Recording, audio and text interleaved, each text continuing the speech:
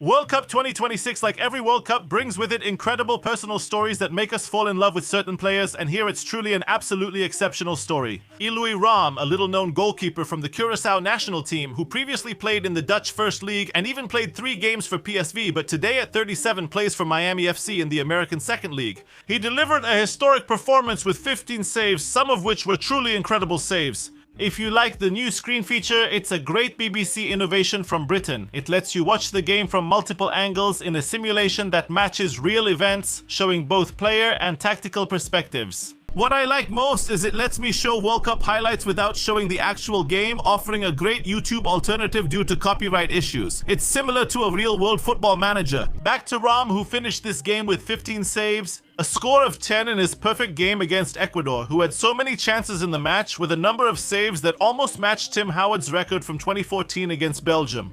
The main difference is that in the game where Tim Howard made 16 saves according to FIFA, he also allowed 2 goals, but looking back also reminds us that those goals were scored in a 120-minute match. That means we might have seen here the greatest goalkeeping performance since Tim Howard for 90 minutes, because Howard also stopped a significant portion of his shots in extra time. So if we look at it in terms of 90 minutes, then Rom stopped more balls here in 90 minutes and earned points here, especially considering that in today's World Cup, matches are played for longer, there are no time-wasting tactics, and even this game was actually played for 58 minutes, which is excellent. It makes me appreciate these 0-0 results more than before, like we saw with Spain and Cape Verde, and it's not for nothing that we're seeing an increase in the number of goals. I talked about this in the previous video about how games are played for much longer. Referees hardly blow the whistle for touches, players don't lie on the grass because they know they'll have to sit outside and wait for a minute, and that will put their team at a numerical disadvantage. And then, especially for teams like Curacao, it creates a crazy dilemma because think about it. Ecuador would be pressing them near their goal the entire game anyway, so even a single minute without one of their players on the field playing with 10 men could have been very critical for them. It has to be said, Ecuador also failed to score a goal by a miracle, and thanks to Rom and his incredible ability, but also with a lot of missed chances, some really from just a few meters, they had to finish this with a goal. But this is a problem that was known about Ecuador even before this World Cup.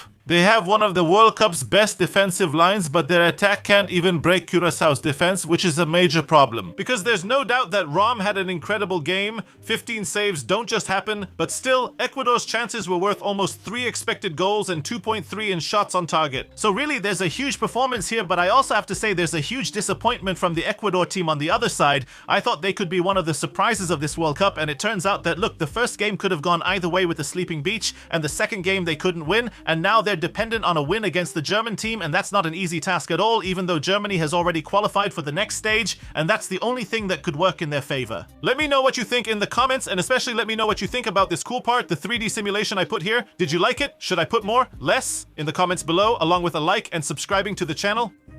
Alright, bye.